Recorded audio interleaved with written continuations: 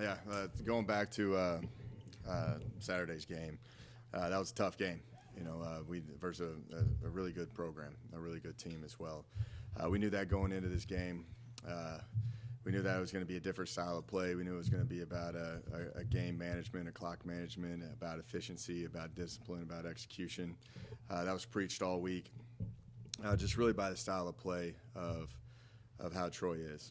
I think they do a really good job of how they complement each other, and they're going to huddle and control the ball and be efficient in what they do on offense, and defensively they're going to keep everything in front of them and then play aggressive. They're a very talented group, very experienced group, and I thought we managed the game pretty well for 3 quarters. And if you kind of look at the really like time of possession, the first quarter we held it for over 10 minutes, and the fourth quarter they held it for over 10 minutes. And I think when it got down to when it mattered the most, we made a few mistakes, some mental errors, some busted plays on offense, and we couldn't close the game out, from the 4-minute drill that Troy ended up doing. But there's so many positives you can take out of it, and I thought our defense played extremely well, but they're kind of beating themselves up over the 4-minute drive. The offense had their moments. A lot of our big plays got negated by penalties again.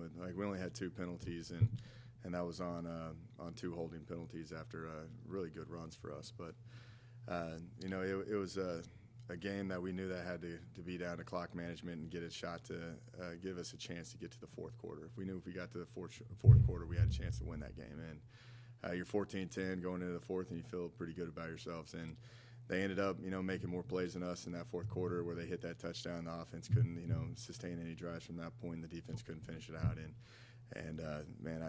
It's a frustrating loss. I do think that the mindset of our kids has changed.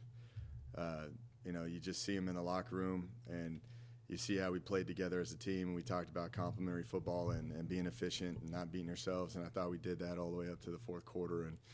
And they only had about 60 plays of offense. We only had 60 plays of offense. So, that shows you kind of how it was like an NFL-style game, and we knew that going into it.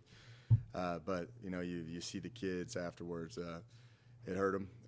We were all frustrated. I was extremely frustrated after practice, and I told them that you can't get frustrated with failure. It's more about the concern of how you fix it and how you improve off of it. And I think their mindset and who we are as a program right now, we believe that we can compete with anybody. If we play together and play efficient, and that's something that that style of game we wouldn't have done very good in the past years, just because of. It shows the maturity and the experience, and they're starting to understand how you can play football and how the styles of play change all the time, especially in the Sun Belt. The Sun Belt's a very fascinating league right now because each week is going to be a different way you manage the game. And it was completely opposite of what we did versus App State, and it gave us a chance in the fourth. And this game coming up versus USM is going to be completely different as well. Southern Miss is a really good program, a proven program, a winning program. Coach Hall does a great job. We're kind of cut from the same cloth of just kind of the air raid principles and styles, but he's had some unique moments over the past couple years of just quarterback injuries, and you can kind of expect to see anything in this game. They last year they lost a bunch of their quarterbacks and they were Wildcat the entire year. So they got that capability. They do. And they got, Frank Gore Jr. at running back, who's a solid player, and he's their Wildcat guy. And, so they could go Wildcat, and then they'll spread it out and go air raid. We don't know who's going to start at quarterback. They had a different quarterback finish the game last week who ended up bringing them back and scoring 2 touchdowns and winning the game for them. So they're very similar to us. In my mind, they're just a scrappy team that you're going to see I think it's going to be a wild game. I really do. Just because of, both teams are just trying to find a way to play together and find a way to move the ball and score points, and they're just trying to figure it out. And they got great coaches, and I think they got a very talented defense, probably one of the more talented defenses I've seen. Their scheme's unique. There is no base plays with these guys. There's going to be bodies flying all over the place, and we've got to understand that we've got to be efficient and have great focus on every single snap. Because they're going to bring it, and it's going to be a fun game to be a part of for a homecoming game. I'm always excited to be back at home. We're 3-0 at home, and we're 0-4, on the road. So It'll be a great homecoming crowd, great weather, another great opportunity challenge for our program. These kids they've reset and got back to work like they typically do, and I think they're ready to get out in the home crowd and go and compete. But it's going to be it's a fun, exciting game and first quality opponent, and I think we're looking forward to it. So, questions?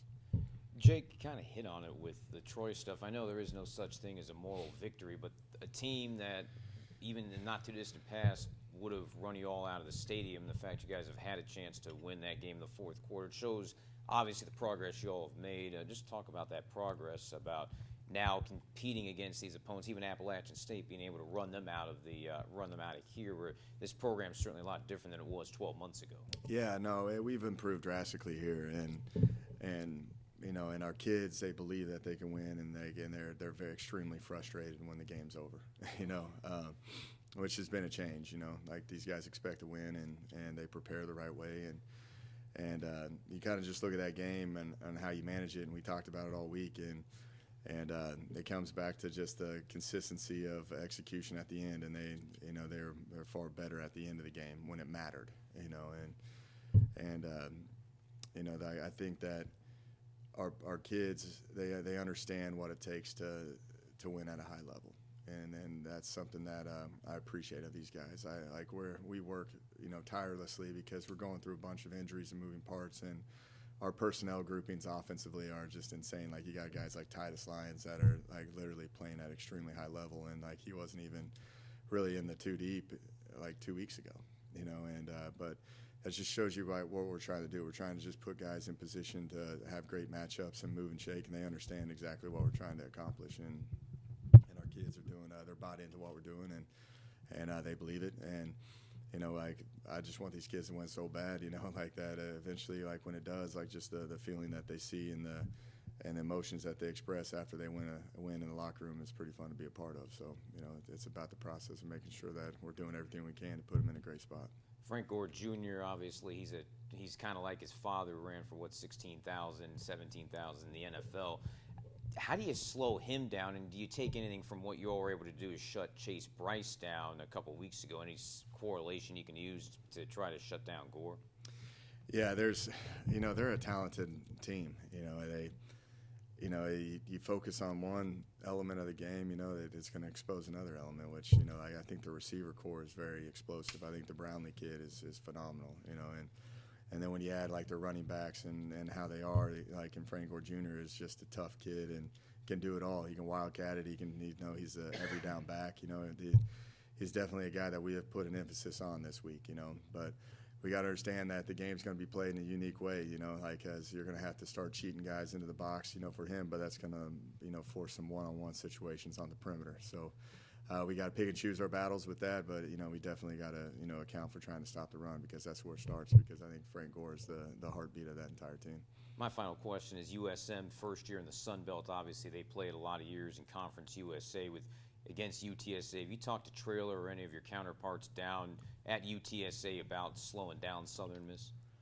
Yeah, no, I talked to not lately, but we talked over the summer, and like when we just were in passing, and I talked to him and Seth Luttrell, at North Texas, and they talk about how great of a team this is. They talk about how it's one of the more talented teams out there. They just had some unfortunate injuries, over the course of last season, but they got good coaches. They're going to put those guys in position to be successful, and that's why I think it's going to be such a bizarre game, because you're going to see things that we on both sides of the ball that we've never seen before, because they're doing what they believe is right for their program, and we're doing the exact same thing. So it's going to be interesting on halftime adjustments and how we're going to maneuver our way through this game. But those guys have helped me out a lot, just in terms of just kind of the approach, and in terms about how talented of a team that we're about to face. Thank you. Their record doesn't speak for 3-3. That's not who this team is. They're a pretty solid team now.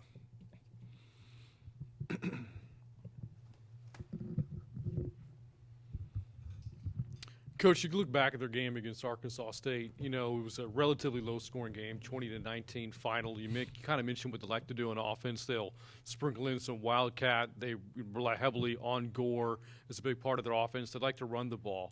Do you see this being a game where possessions will be limited again like they were last week?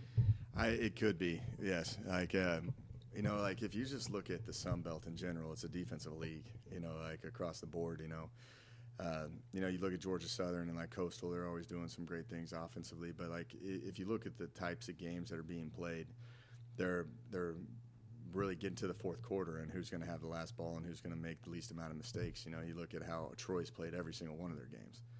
You know, they from App State to Marshall, all those games are like 16-7. You know, like they're very low scoring games, and that's something that we've always got to be ready for, and that's something now we're going to have to figure out as the flow of the game goes. But like, you know, they're an explosive team, so if they're going to go out there and hit some home run shots, we've got to respond. We got to be more aggressive with what we do. You know, and we knew that in that game versus Troy that sometimes flipping the field position is going to be a win for us. You know, and it's.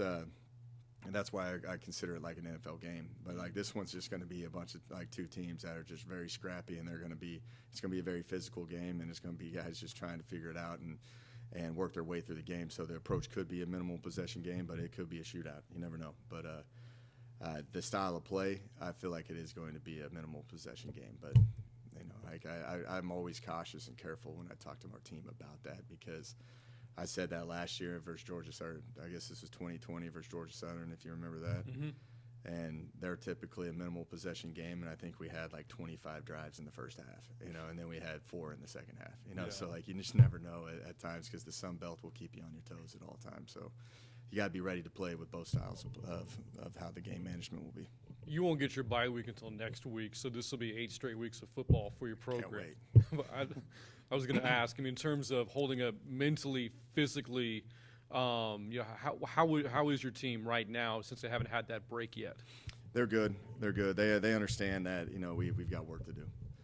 You know, like just 8 straight weeks. You know, I thought I had it bad. You know, like in terms of like because that's a gauntlet of teams, and you know, there's a lot of moving parts, and that's a big wear on your team too, from going all through fall camp all the way through, you know, these 8 seasons. But then you look at Troy, you know, they play Thursday night for 8 straight weeks and then a bye week. So I was like, I'll take the Saturday game like any day. So, but our guys are, you know, they're, you know, when you go through like the best they'll ever feel is the very first day of report day, you know, and then they just gradually just, you know, they get beat up the entire year, you know, and that's why football is such a violent game and a taxing game, and that's why I always take these guys' sides, because they're the ones in, you know, the man in the arena, and they're just getting after it every single play, you know, and they're worn down right now, and they understand that they got to empty the tank this week, and then we can regroup in the bye week. But you know, it's been a long 8 weeks right now, and a lot of ups and downs. And if you just look at how it is, it's, you know, it's win loss like the whole way through our season right now. So we gotta strap it up one more time this week, and then we'll reassess when we get to the bye week. But they're in a good spot. You kind of mentioned quarterback play for Southern Miss. You know, Wilkie was the starter for them last week. They switched to Lang. He led the comeback. We don't know who's going to get the start necessarily yet for this Saturday. Does their style of play change depending on which quarterback's taking snaps? No, I just think they're like us. Like they have a lot of different bullets on how the game's going to go. You know, if they feel that they're not being efficient with quarterback play, they can go Wildcat the entire time. You know, they're a team that goes out there. They play their best ball in the fourth quarter because, you know, they're trying to figure out, you know, the attacking style of what they need to accomplish. You know, like, do we need to run, you know, gap schemes, you know, GT schemes? Do we need to be an RPO team? Do we need to spread it out? Do we need to go Wildcat? And they got all those bullets in the chamber. They do, and that's why it's difficult on our defense right now, because they got to prepare for a lot of different things. You know, and I think it's just going to be one of those interesting games that we just got to go out there and fill ourselves through this game, because they play every team close. You know, they beat a Tulane team that's top 25 right now. Mm-hmm. You know, they've played a lot. Like, you know, Miami, they were in a shootout with them pretty early. You know, it's they've had some unfortunate bounces, you know, but they're still a very good team. And, you know, we got to be ready for anything that they throw at us. Don't know who they're going to play. You know, the quarterback they put in wears number 24, which I got a lot of respect for that when a quarterback wears those type of numbers. I wore number 30 when I played quarterback, so but I was supposed to play defense. That's why I don't know how I ended up on the offensive side of the ball. But like, that's just the style of play. Like, they're gonna put those guys out there and put them in the best position. They're gonna judge the game as it goes. You also punted too, right? A couple times. That was the only way I could make the travel squad. I had 3 shoulder surgeries, and that's the only way I can get on the travel squad. You mentioned earlier, how well you played at home this season. We've talked about in this press conference, it seems like all year now, where the road's been tough, home has treated you well, and specifically it looks like the offense plays better at home. How do you assess that? Like, if you could put your finger as to why that is, why do you believe? I think it's also the teams that we play on the road and at home. Like it's the App State game, like that played well into our personnel for that game. We know that this week's going to be a difficult deal with our personnel, and we know that last week versus Troy was going to be difficult. We thought we matched up good versus FIU and Houston Christian, and that's your guess is as good as mine on like why. But hopefully we play good this weekend. Hopefully that is there's some consistency with that. But every week our offensive staff sits in there and we grind and try to just figure out anything that we can do to help these guys out. And sometimes like the game plan goes as is, and sometimes you got to move and shake based off of how they're attacking you and how your guys are coming to play. So we'll be ready. We'll have a ton of bullets ready for this weekend. So we'll go from there. Coach, one of the things you've mentioned 3 or 4 times here is maturity. That goes into a lot of things. That's coaches, that's players, just a growth of a team. 8 week right now, what's the difference between now and the first game of the season? I think we figured out who are guys that we can lean on, like consistently. I think that's why you see so many different personnel groupings and everything, because, from an offense perspective, because we find the guys that we can rely on, the guys that are going to be consistent with their play. And like that was something that we've been talking about, for years and years, about the efficiency of who we are.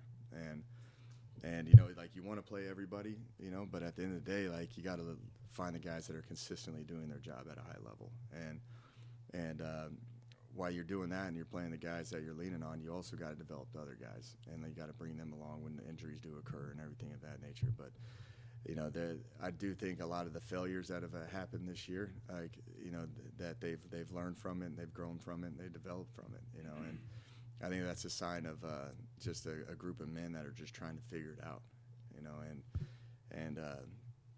Good, bad, or indifferent. Like even like they have a good game versus App, there was still a lot to be corrected in how they were trying to, and the mindset is still there. And then you lose to Troy, and they're trying to figure out why did this go wrong, and how do I fix that, and the direction that I need to go. And it's the same thing with coaches. It's like, all right, like if this injury occurs, I need to move this guy to this position. Like this is our best guys that were out here. Like it's a constant evaluation. It's constant, just constructive criticism and talks about, what's going to put our guys in the best spot. And we're so much better than what we were from week 1, because, you go into fall camp feeling good. Everybody's confident at that point. But then you go out there and you play, and you're like, all right, like this isn't going like, these are going the way we thought it was, and this wasn't going the way that we wanted to go or thought it was going to go. So then you start just kind of moving and shaking and moving these guys around and having talks, because everything at the end of the day is for the best for the team. And they understand that, and I think that's why we're a lot better as a program right now, is because we're facing our issues and we're trying to figure it out on a daily basis. Anybody? One more. The honorary Kef question, since he's not here. No. Any injuries, Coach? No comment. I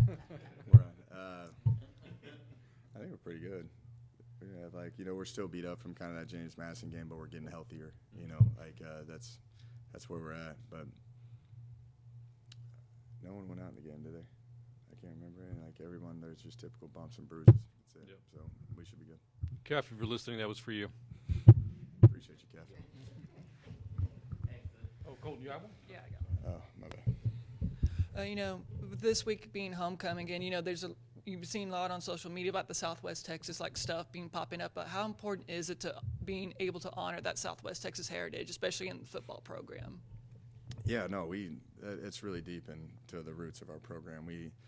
We emphasize just the history before the men that are in this room, and they take a lot of pride in it. And I since I got here, I've been trying to bring back as many former players as I possibly can, and the group is just getting bigger and bigger and bigger, and it's fun bringing back the 80s groups and the 90s groups and just seeing them interact with each other, I'm looking forward to them all coming back. You know, there's supposed to be a pretty good group of, you know, there's going to be like a homecoming tent, like a former player, you know, tent. So it's going to be pretty fun to watch these guys come back because they're passionate about this place, and I want to bring as many people back that truly love and enjoy this place, and you know, have that pride and passion about it, you know, and hopefully that rubs off on our kids, and hopefully our kids down the line do the same thing, and they come back, and that's all about building a program. And you know, I always laugh because, you know, I like Ron Jacoby, one of my favorite, you know, guys ever. You know, like he thinks he's John Elway right now, you know, and but like I looked at his stats the other day, and he only threw it like probably about 3 times a game back then, you know, but man, he was fun to watch. I watched the 1982 National Championship game versus Cal Davis.